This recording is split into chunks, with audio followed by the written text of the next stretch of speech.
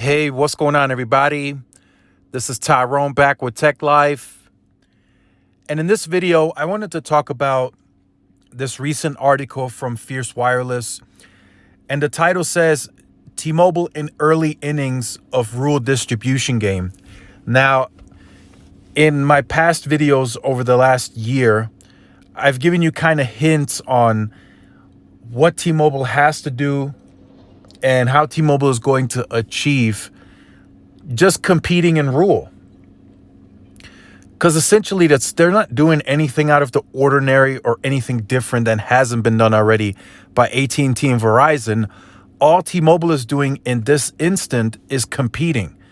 They're now able, with the Sprint merger, to compete at the necessary scale to finally make an impact on rural distribution. So how is that happening? Essentially, in the past, I would say 24 months, T-Mobile has gained additional coverage. So it doesn't necessarily mean that T-Mobile never had a rural presence with its coverage. There's kind of two parts to it.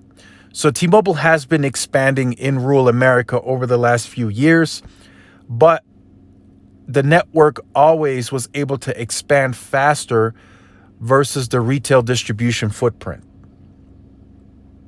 So that's kind of been an issue for a long time now. There have been areas where they've had services that are considered more rural, smaller towns, but they did not have retail distribution. So if you lived in some of those towns and cities, you were only able to get T-Mobile likely online. So you had to use the digital distribution to get T-Mobile if you so wanted it to. But a lot of people never looked into it like that. So if T-Mobile didn't have a retail presence in their market, they just thought that T-Mobile didn't exist there or they didn't have service there, when that was completely false. The first time that I noticed that was back in 2016. Back in 2016, I traveled to Fort Stockton, Texas, very small town. T-Mobile had service there, but they had no retail distribution, none. There was no retail in Walmart, none of their own stores, no Metro, nothing. There was nothing there. The only carrier, I believe, if I remember, that had a store there was Verizon. And that was an authorized retailer. That was it. So I presume that in that town, Fort Stockton, everybody uses Verizon. So now T-Mobile is doing two things. They're essentially catching up to the pops covered with retail distribution. That's the first part. So a lot of these areas like Fort Stockton, and there's many more towns and cities like that, they're now adding retail distribution. Some brand new stores, some they're converting old Sprint stores to T-Mobile. So this is happening rather quickly. This is coming in very, very fast.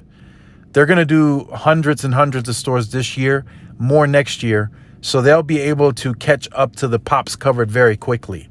Now, where it gets interesting is getting deeper into rural America where they don't have coverage. So now, with them competing at the type of scale that they are at now, I think this may be the first time where they are capable of adding coverage while simultaneously adding retail distribution. So they no longer have to choose one or the other. I think they can do both now. At least 1 to 2 stores in that given area when the coverage is up and running. So that in itself, from a competition standpoint, and if T-Mobile brings in the same type of marketing and strategy and deals, could be very, very competitive, and pressure could be felt by AT&T and Verizon. They're the ones that have the largest share in the rural segment. T-Mobile is getting there. Why are they so aggressive on this? As I've said in previous videos, the suburban and urban environment is maturing. T-Mobile is likely noticing they're not pulling as many customers in that segment anymore because they gobbled up Sprint. That was a business that they were pulling from in these areas very big. And now they have to pull from AT&T and Verizon. So now they have noticed likely internally that growth is slowing in the suburban and urban markets. So now they have to attack Verizon and AT&T in rural, small business, big business, first responders.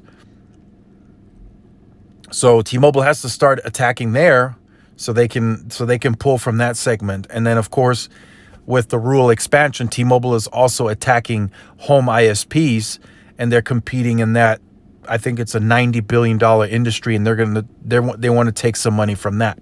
So again, with their marketing strategy and the deals and how it's structured, it could work for them. There's a bunch of upside.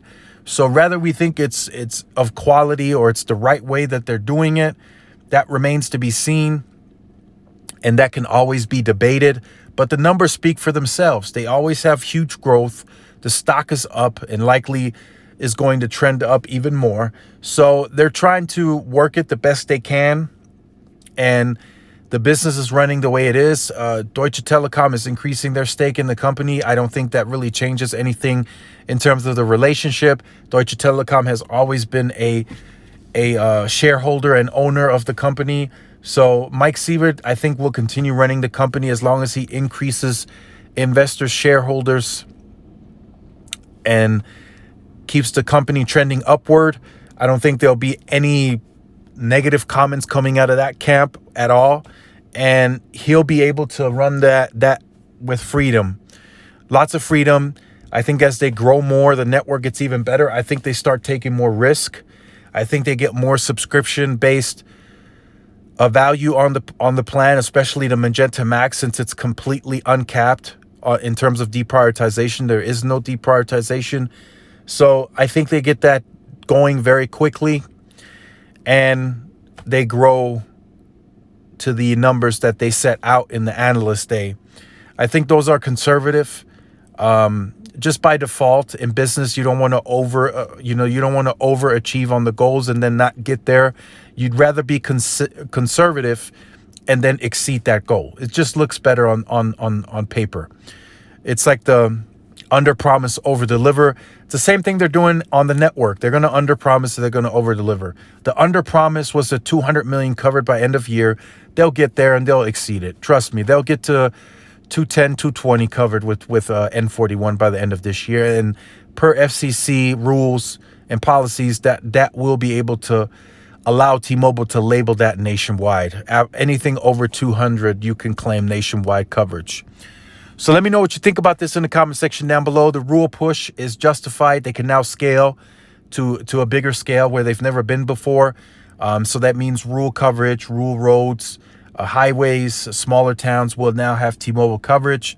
Thousands of sites going up this year, more next year, and the more of that the year after that. So a total of 10,000 sites will essentially be distributed throughout the United States with full funding in the CapEx for it. So if you have been on the channel or you're new to the channel and you have not yet liked, shared, subscribed, make sure you do so. Hit the notification bell so you are notified when I do upload content. Make sure to follow the social media outlets for more updates and interactions. Thanks again for watching. This is Tyrone with Tech Life. I'll see you guys in the next one. Peace.